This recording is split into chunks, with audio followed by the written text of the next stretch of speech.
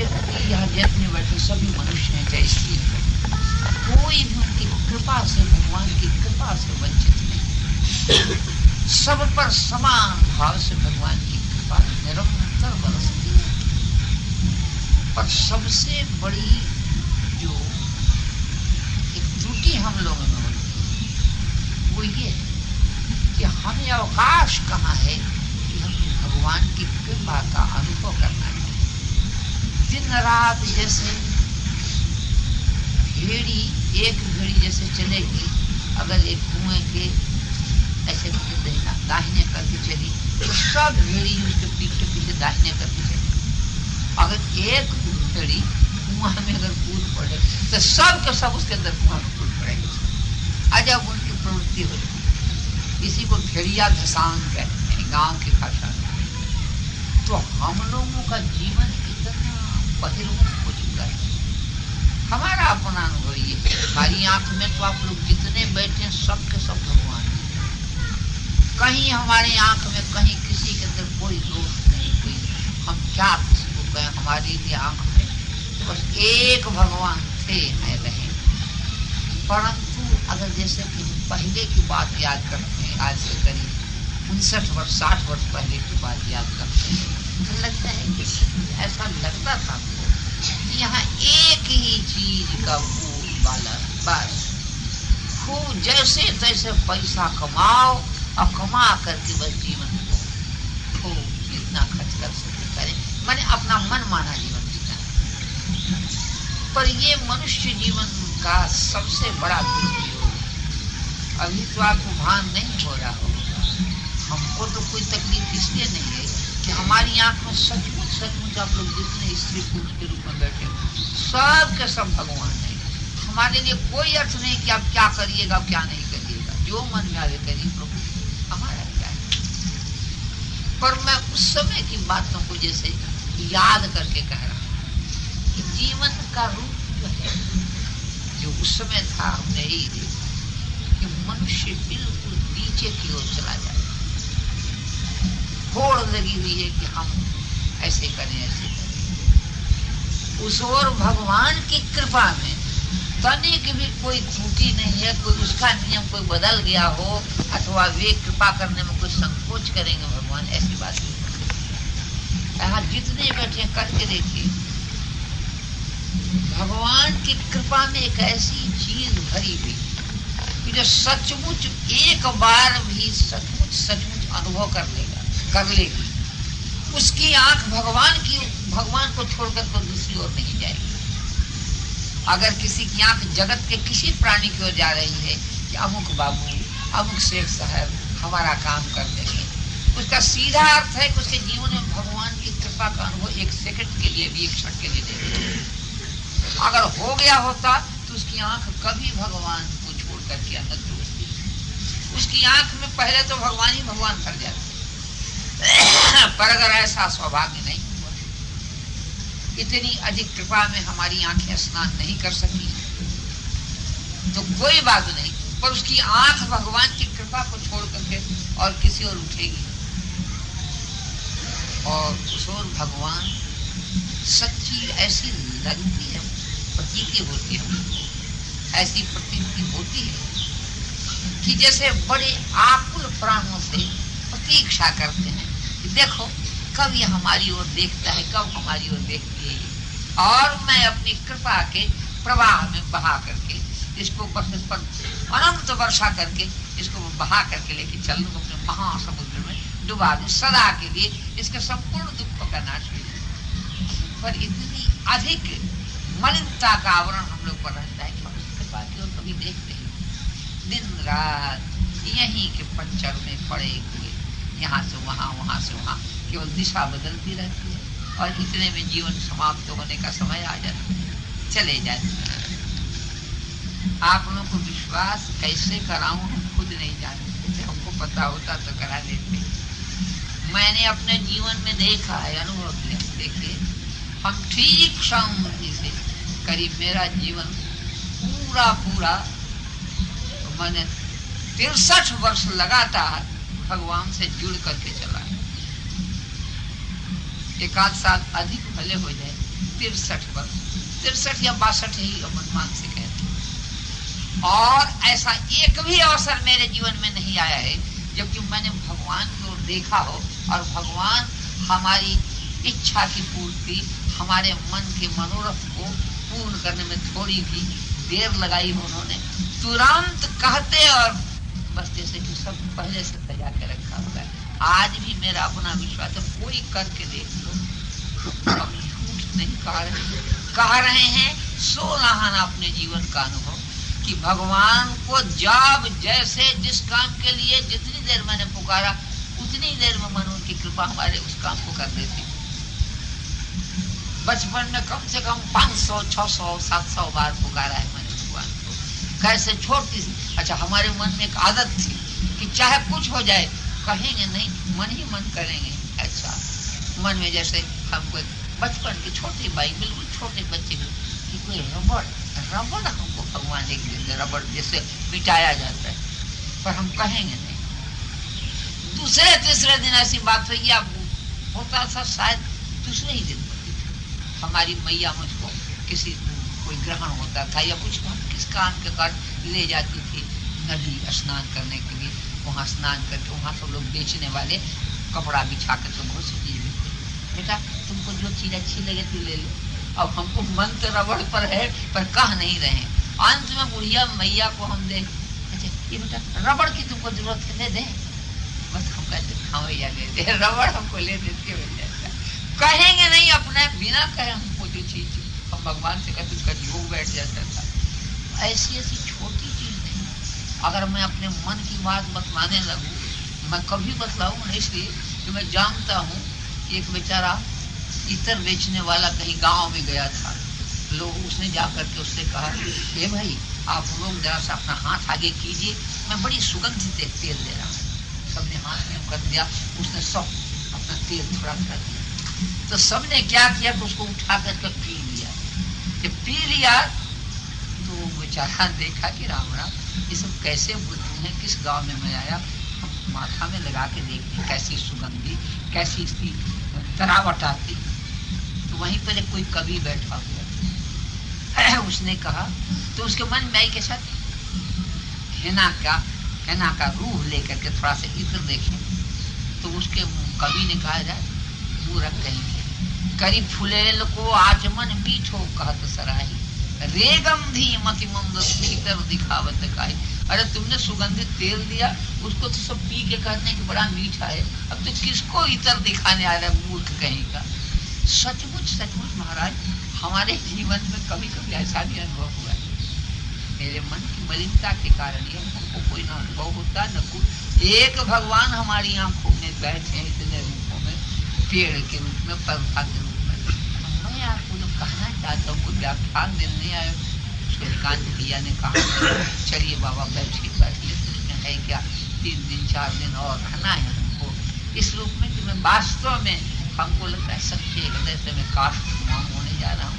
बोलने की आवश्यकता हमको जीवन में है नहीं, कुछ चाहिए नहीं, खाने पीने के लिए भूख हमको लगती नहीं, ये लोग हमको दे देंगे खाने के लिए तो दे देंगे, भूख लगे खा लेंगे, बैठे रहेंगे, जो मन में आएगा।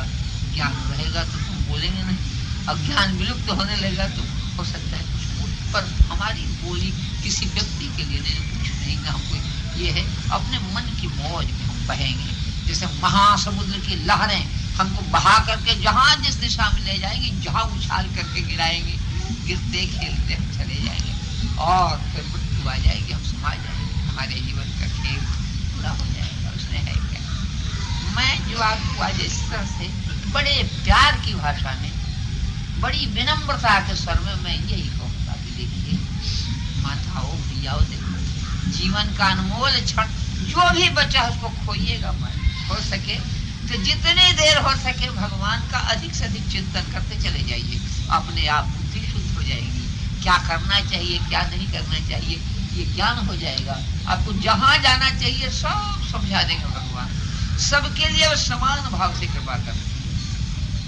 हम क्या बतलाने आपको, अब हमारे एक तो बोलने की शक्ति नहीं है, इतना अधिक मैं दुर्बलता का अनुभव करता हूँ कि बोलते बोलते हमारा जैसे कि ये कंठ दुखने लगे। बोली निकलते नहीं तो क्या, पर भैया सूर्यकांत बड़ा प्यारा है हमको, चल भैया बोल तो है क्या, ऐसे नहीं तो भाई जरा तक ऊपर बैठ के महंत जी बन करके बोल ले, क्या है, कुछ नहीं रह गई।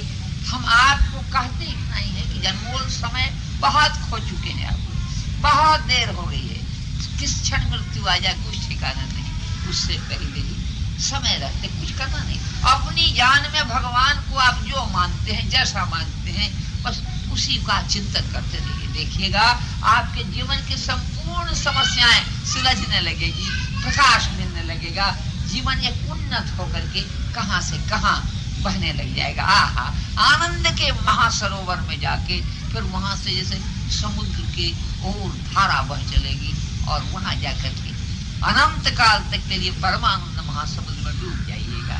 कोई आदमी यहाँ जितने बैठे हैं, बच्चा बूढ़ा सब करके देखिए, कहीं कोई इसमें परिश्रम का काम, आदत डालने भर की देर, मन से भगवान को मैं कभी नहीं भूलूंगा, कभी नहीं भूलूंगी, बस एक नाम को रख लीजिए, नाम ही याद करते रहिए, राम राम राम। जैसे भी करिएगा भगवान की स्मृति को अगर आप बनाए रखिएगा, आपका जीवन ऊंचा से ऊंचा उठेगा। तनिक भी आपको न कुछ सोचने की जरूरत है, न समझने की जरूरत है। भगवान की दया, भगवान की कृपा आपको समझा देगी, ऐसे चलो, ऐसे करो, न आपके अंदर कोई संशय आएगा, न कोई दुख आएगा। दुख आएगा पर हमको जितनी पीड़ा है छाती में, जितनी कंठ में दर्द है, सिर में दर्द है, उतने दर्द में तो आहरे मैया, बाप रे बाप, ओहो हो, ऐसे करते रहते लोग, हमको परवाह ही नहीं, याद आएगी तो अरे राम राम, अरे राम राम, ऐसे करते हमको परवाह नहीं, जानते हैं कि मरना हो तो मर जाएंगे, उसमें क्या है, ये पीड़ा तो तुमको पता ही है, पीड़ा किसको होता है, हमारे को थोड़े देह को हो रहा है, देह से हमारा संबंध क्या है। मतलब ये है हमारा कहना, अगर आप लोग मान सके, प्रार्थना मान सके, समय जीवन का रोज प्रतिदिन ही प्रातः काल से उठ करके निश्चय कीजिए, आज मैं एक क्षण के लिए भी भगवान को भूलूंगा नहीं, सब काम करते रहिएगा, काम बढ़िया से बढ़िया हो जाएगा। एक माता को एक बार भगवान का दर्शन हुआ था, उन माता जी ने हमको सुनाया कि देखिए बाबा जी, एक दफे दर्शन हुआ और 4 महीना तक भगवान नारायण के दर्शन उनको हुए थे, शंख चक्र गदा पद्मधारी भगवान, कि महाराज मेरी आंखें खुली रहती, मैं रसोई बनाती थी, सब कुछ करती थी, पर वो मूर्ति जो चतुर्भुज नारायण की भगवान की थी 24 घंटे मेरी आंखों में नाचती रहती थी, कहीं कुछ नहीं। 3-4 महीना तक लगातार, कब मैं रसोई बनाती थी, सबको खिला देती थी, अपने पति को भी खिलाती थी, सब पर कैसे वो मूर्ति आंखों के सामने रहती थी, बनी रही, देखती रहती थी। तो महाराज वे माता जी भी जीवित है, सब भी है, सब है, परंतु हम लोग में से किसी की भी अगर ऐसी उत्कंठा हो, हम भगवान को देखना चाहते, तब तो काम चले। हम तो दिन रात माया की वस्तुओं को पकड़ते हैं, उन्हीं को लेना चाहते हैं, तो भगवान बड़े नक्शुभान होते हैं। अच्छा तुम चाहते हो एक चीज तुमको जब देखिए हमारे जीवन में 1936 से गए, कितना वर्ष हो गया आज, 42 वर्ष पहले हमारे अंदर एक इच्छा उत्पन्न हुई, 42 वर्ष तो 42 वर्ष पहले हमको असल में गठिया हो गया था, ऋषिकेश में मैं था, और समूचे दोनों पैर मेरे इतने अधिक सूज गए थे, मुझको कोई उठा करके जब टटकी पर कमोड पर बैठाता था तो मैं टट्टी जाता था, ऐसी मेरी दशा थी। अच्छा, पर मेरे मुंह पर किसी ने हाथ आह बाप आह तो बाप मचाते नहीं देखा था। अच्छा, ऐसी स्थिति में एक दिन एक रात को भी 2 ही मिनट के लिए नींद हमको नहीं आई, पीड़ा के मारे, पर हंसते हुए मेरी रात कटती थी, दिन कट जाता था, कहीं मुझको हाय तो बा मचा दिया। अच्छा, सहते सहते सहते करीब 30-32 दिन के बाद अचानक पीड़ा इतनी अधिक बढ़ी थी कि हमारे मन में, देखिए हम अपनी बात करने कोई प्रशंसा के लिए नहीं, पर जो बात है कोई मजाक उड़ाइए, चाहे मसीह हमारे लिए अर्थ क्या है, जिसके जीवन में एक भगवान है, जो मन में आपको खुशी होनी चाहिए। एक हमारे भगत जी थे, कहाँ के थे भगत जी, थे कहाँ के, दादरी के थे, दादरी के भगत जी शायद प्रभु दयाल जी के बाप थे, याद है भैया, दादा विष्णु। तो उनके, तो मैंने उनसे पूछा कि आप मोर पंखी क्यों बांधे रखते हैं सिर पर, तुमने कहा बाबा जी एक तो भगवान को याद दिला देती है मयूर को, मयूर पीछे, दूसरे लोग देख करके हमको हंस उठते हैं एकदम में। तो मेरे मन में आता है कि भगवान को इतने रूप में प्रसन्नता मिलती है तो क्या है, एक माँ को बड़ा अच्छा व्यक्ति लगे। तो उसी समय के पहले की बात, तो क्या हुआ, मैंने इतना उधर था ऋषिकेश में, जयदयाल जी का प्रभु उस समय जीवित थे, बड़ी सुंदर सेवा की व्यवस्था थी। कमोर था और कमोर पर हमको एक आदमी उठा करके बैठा देता था, टट्टी भी कमंडलू से स्वामी जी महाराज थे, वो हमको बुला देते, फिर हर हर हर कर चौकी में स्नान करा देते कर लेता था।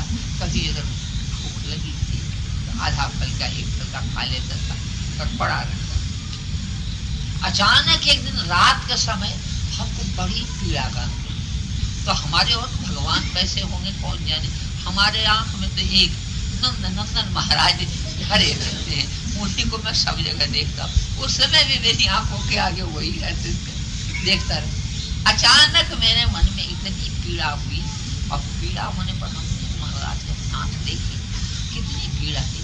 पीड़ा तो इससे 10 गुनी हो जाए कोई आपत्ति की बात नहीं, पर कम से कम सहने की शक्ति तो हमको दीजिए, कम से कम हायतोबा तो मैं नहीं बचाऊं। इस प्रकार की बात मेरे मन में आती ही महाराज, चाहे वो मेरा भ्रम होगा, मन का भाव होगा, हमको लगा कि जैसे वो मूर्ति जो थी भगवान नंदन माने बड़ी सुंदर थी, बड़ा अच्छा, अभी भी लगी कि जैसे उसकी आंखें भर आई, आंखों में आंसू आ गया, और वो मूर्ति जैसे कह रही हो हमसे कि क्या तुम मुझे इतना निष्ठुर समझते हो कि मैं तुमको इतनी पीड़ा दूंगा कि जो तुम सह नहीं सको।